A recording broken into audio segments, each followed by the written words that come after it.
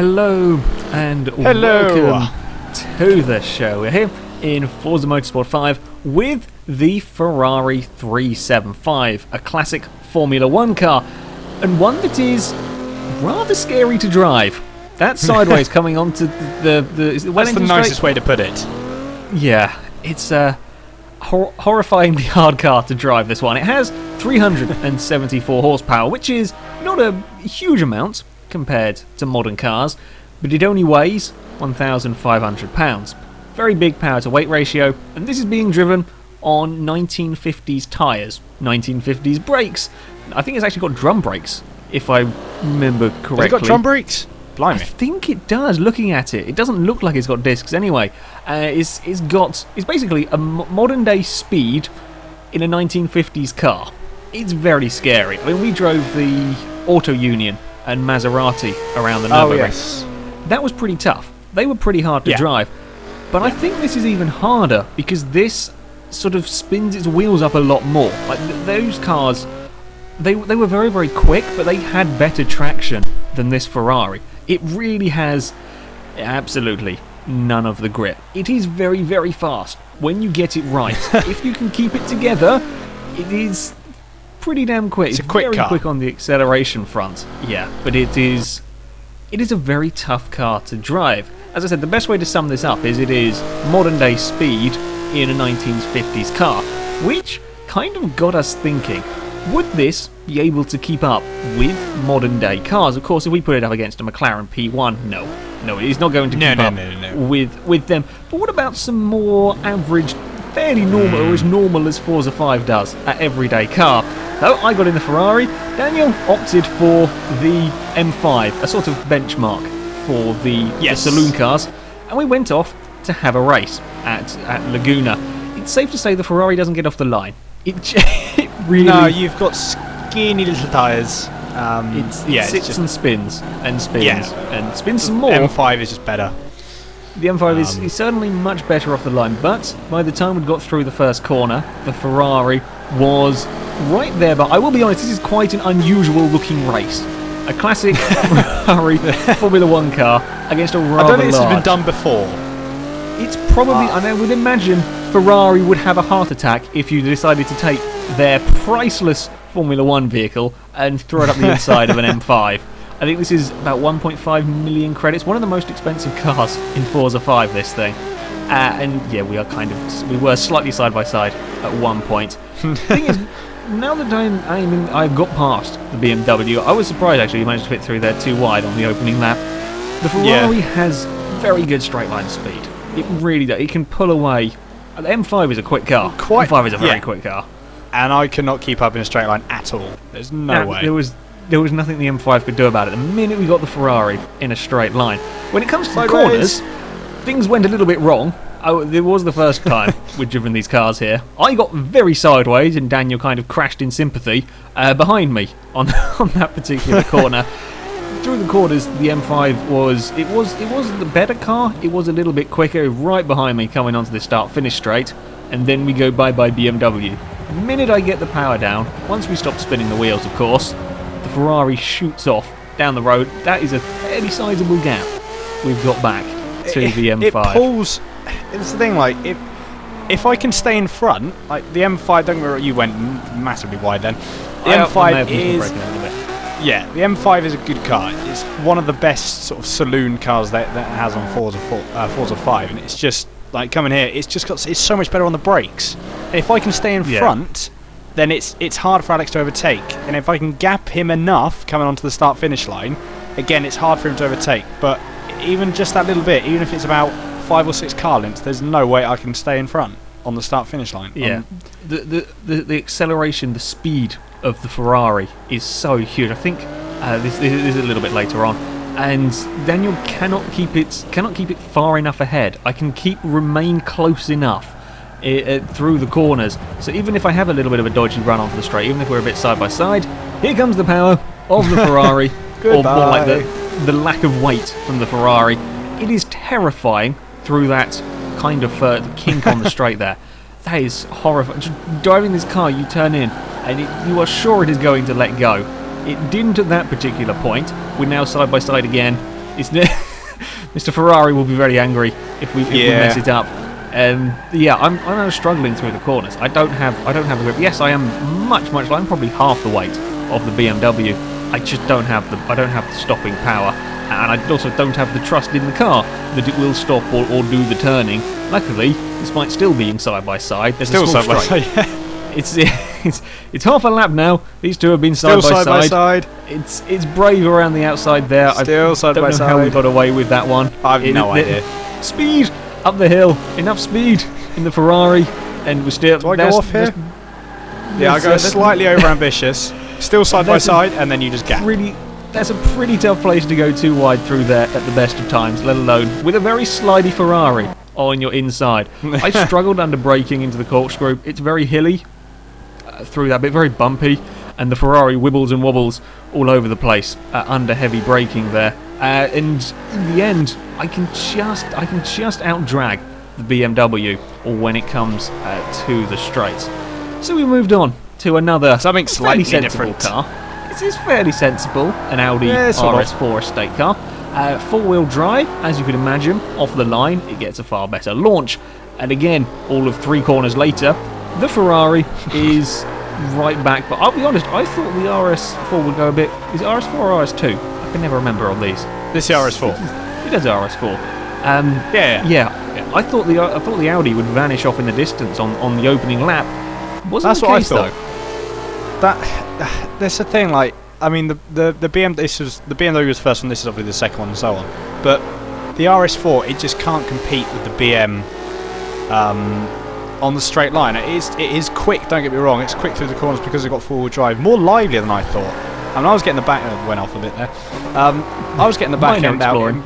Yeah, I was getting the back end out much more than I thought it would because it's four-wheel drive. I assume it's more shifted to the rear, the power. It's just not as quick on the straight line, so I think PI is slightly different, slightly lower. The PI on the Audi, I think, is a little bit higher. The problem the Audi has is quite a bit heavier. It's quite a bit heavier being an estate car and being four-wheel drive. And in all honesty, it couldn't keep up. The Ferrari is... I was pushing my hardest. You can see the Ferrari vanishing in the distance. We moved on to a different something Audi. Bigger and more powerful. You quite liked this one. However, this didn't stand a chance either. The RS7, it is a big car again, four-wheel drive. It launched off the line very quickly, and then the Ferrari promptly overtook it and vanished. See, this one really struggled, actually. This is what frustrates me about big, fast, powerful Audis. They're great in a straight line, they're quick through the corners, whatever. But because they're so heavy, it just makes them terrible through the corners.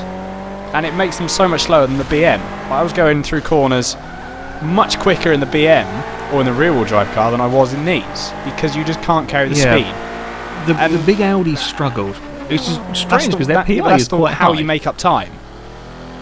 Yeah. Against you, that's how you make up the time, is through the corners and then the braking. You just can't do it.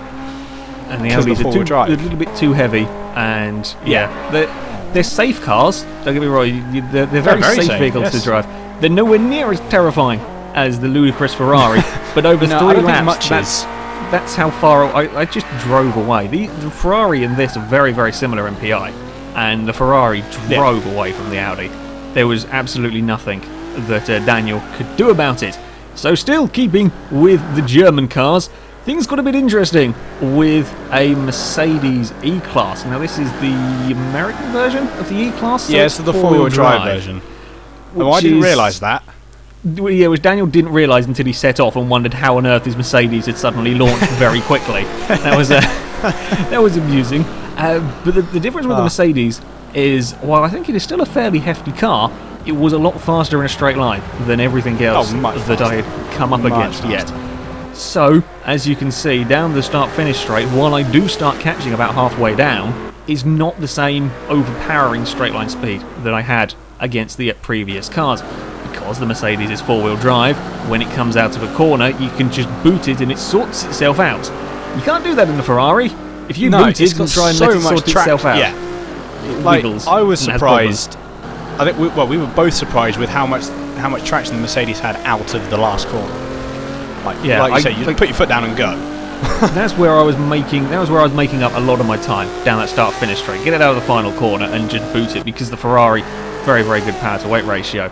And the Mercedes had so much traction that I really struggled. I would get to a better top speed. You'll see coming up this hill, I close on the Mercedes, but out of every single corner, because of the four-wheel drive nature of the car, you can use all of the power almost immediately, and you can get far enough ahead. You get a nice close-up of the back of the Mercedes. Will I get brave? God, didn't realise how close you got then. I got very close. Yeah, I don't normally like having a dive at the corkscrew, especially not in a car like this that's twitchy and kind of scary How did you over the stop bumps. that? I don't know. With hopes and dreams, I think it was, on that particular moment. It did get stopped, and I managed to get the position. Daniel's trying to come back again. Now I've thought about doing the outside, but it's not going to work. Again, I just don't have the grip. I don't have the grip to get away with that. Daniel was going defensive on the last corner. in the final corner. You just Point watch the drive. And there goes the Mercedes. It just goes and disappears. It's got a massive amount of traction. BMW's Audis couldn't do that to the Ferrari. They couldn't get that launch. I do close in. This is the scariest thing I did all day. Going around the outside of that corner there was very, very daunting. If things go a little bit wrong, well, kind of for me, and I'm glad Daniel was paying attention, because as I turned into the first corner, I had intended to give Daniel space on the inside. The Ferrari had decided it wasn't going to, and the back end started going, and no matter what I couldn't tell it to do anything else. So yeah, I may have closed the door a little bit too much on that. I couldn't stop the Ferrari from taking that angle. It just decided it was doing that. It's a very temperamental car, this one. You've got to be very careful with it. And again, now we're on some small straights, even with me sliding a bit, picking up some dirt. Mercedes just doesn't quite have the straight line speed, and I would take the win in that one as well. So what about a modern day muscle car? We've got the Camaro ZL1, a car that I very much like. This is a fantastic car. I think it's about the second time you've driven it. It's a very good car, this one. It's surprising. Quite remarkable. Even with Daniel going a little bit wide, try and take a little bit too much speed.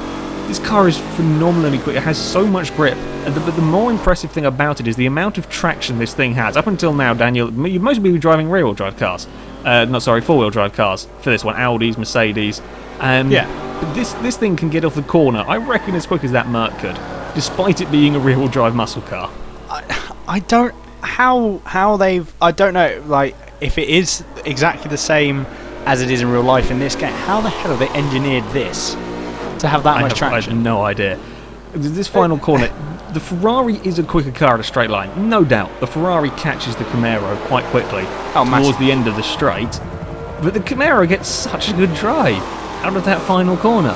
It's incredible. It does have a better drive than the AMG, I think because it's slightly lighter. You went massively wide. No, I'm actually, it might be a little bit. Neither car are particularly light. I got things wrong over the bump. Which, to be fair, that was about the first time I did get things wrong over there. I had a scary moment with some sand. Amazingly, I lost absolutely no time from having the scary moments. I don't know how. I don't know either. That was again another sort of close your eyes and pray moment. But over the course of the race, while we set very similar lap times, I think it was about down to a tenth of a second between us in lap times, I couldn't do anything about the Camaro. I could not catch it at all. I went quite a lot quicker in this race than I'd done in the previous ones, like my fastest lap. Even with Daniel making the odd mistake, I couldn't do anything about it. And I think the real difference between these two cars is, yes, they do set a similar lap time in the end, but it's so effortless in the Camaro. You can set that lap time very consistently. If you make a little mistake, it's very forgiving. The Ferrari isn't. To set the same lap time as the Camaro, you basically sit on the edge with this car. And if you go over that, you might be able to sort of hold it together, but if you go over that edge, it's very easy to drop 2 or 3 seconds in a lap. Very, very easy. Just getting a bit too much sideways. There is a fine line. There is an incredibly fine line with the Ferrari. But the Camaro, despite it being a huge muscle car, it's so... Because like you said, that is the second time I've driven it. And it's so easy. I didn't realise. Like when we had the race with the Lotus and the Camaro was quicker around Long Beach. Yeah. It was easier to drive. It's an incredible car, that Camaro. And yeah, try as I might, the Ferrari could not overcome it. As we said, the Camaro did beat the Exige at Long Beach, so we thought it'd be interesting to throw the Exige out here. and see what would happen. Now, the Exige and the Ferrari kind of... I thought these would be an interesting mix, because the Exige is very much a handling car. There is not an awful lot of straight line speed in the Exige, in all honesty. The Ferrari is much more of a straight line speed car because of you just can't get it through the corners as quick as modern vehicles. So I thought it would be an interesting matchup, having two cars from kind of completely opposite ends of the spectrum. With the lightweight nature of the Exige, again, this was another car that could get out of the corners very quickly. It had very good drive out of the corners, and that's what caused problems for my Ferrari in this one. The Exige had such a good drive, it's quicker in a different way. Corners. Yeah, it can carry more corner speed, I think, when you're coming onto a straight. Oh, much more. Like especially at the last corner and the corkscrew where it did make up, because I can brake. All right, compared to the AMGs and M5s and whatever, like it is quick because you can carry much more speed into the corner. I've got massively sideways. It's a twitchy car. There is a price you pay with the Exige. I don't really like it very much on here. It's too twitchy for me. Yeah, it's as much as I like it. Yeah, as much as I love Lotus, it is too twitchy. I don't know whether that's the controller being too sensitive. I don't know. But there could be certainly an element of that. But yeah, the Exige can be an incredibly twitchy car. I had a big dive in the final corner, and then that's the drive you get from a small lightweight Lotus. Again, Ferrari much quicker as I'm closing and got to be brave again. I don't like doing that. That's very scary. It was Daniel's turn to get a little bit carried away. I had a massive moment that time. Yeah, that bump is not normal. You don't normally think about that in most cars. Turn 1. Well, in Forza 4, you never thought about it. In Forza 4, you never ever thought about it. In this, if a car has sort of rear end grip problems, you've got to be very careful. In the end, while I was actually leading, I would have a silly mistake. I got a wheel caught on the sand, and in the end, it kind of threw me off for the next corner. I couldn't stop it in time. Ran out a bit wide. As far as lap time wise goes, I think the Ferrari is a fraction quicker, but again, it's the same story with as the Camaro. You have to be just on the limit permanently with the Ferrari if you stand a chance of beating that Exige, and again, it's much easier in the Exige. The final car we're going to put it up against was a Grand Tourer. Probably the best looking Aston Martin. I would certainly say it is the best looking modern Aston Martin anyway. The new Vanquish. Even if it's in a horrible colour, this is the standard colour the game gives it. It's kind of like a bronze. I don't know whether I like it.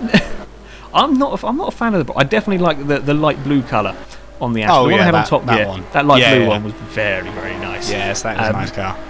Yeah, the bronze is perhaps not the best way to showcase the Aston Martin. I think I bought one in my career straight after driving this when we did this challenge. The Vanquish is a very nice car. However, this is much more similar to the Ferrari in the way that it gains its speed. The Aston Martin is a bit bigger, a bit heavier car than let's say the Exige. Not as good through the corners, but of course it is plenty quick in a straight line. It is quick on the straight, yes. Still no match for the Ferrari.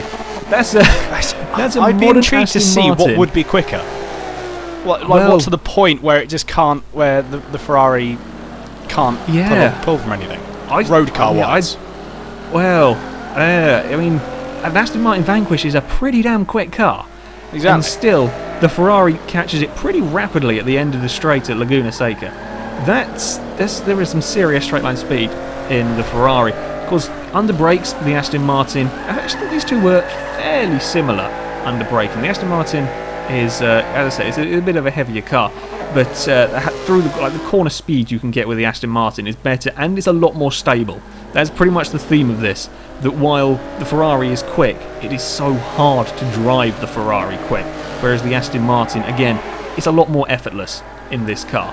Now, if you make that mistake there, Daniel ran a little bit wide, you do that in a Ferrari, or in the Ferrari we have here, it's going to throw you in a wall. It's not going to end particularly well for you. I got brave again, having another go at an overtaking. I can't believe I let that happen again. I can't believe I didn't get defensive. Yeah, I don't managed to get in the car there. Yeah, you don't expect the Ferrari to do anything under braking, really. I don't. No. Trusting this car to get stopped in time over bumps is incredibly scary. It's a hit and miss. It's not. Yeah, it's very easy to make a silly mistake. Once I got in the lead, Daniel had a very tough time. You could keep up, but again, these two are very similar in lap time speed. Daniel couldn't really find a way past. While yes, he was better through the corners. The minute that we got onto a straight, the Ferrari was still pulling away. It's still quicker. It's better accelerating. Yeah. And because the Aston Martin isn't a four-wheel drive car or an incredibly light one, its drive out of the corner wasn't quite as good. So I had a little bit more of an advantage, shall we say, when it came to the straight. Unfortunately, I may have got a little bit too carried away and have done pretty much the same mistake that you've been doing most of the evening. A very common one is running wide there. Yeah, it is running wide. You don't realise how early you have to brake. Well, especially in that. It's a very easy... It's just carry a tiny bit too much speed. I had a weird on the dirt. I couldn't go defensive, and I'm not going to go around the outside of an Aston Martin at corkscrew. I gave it a go. Work. I threw everything I could at the Aston Martin. I couldn't get it back there. I wasn't completely out of it, of course. There is still a long straight to come, and my Ferrari is not that much slower through the corner, so I figured if I could keep up with the Aston through these next ones, maybe I could out-drag it to the finish line. Daniel's going defensive into the final corner. I'm not going to go around the outside, but I could perhaps do a cutback on the exit.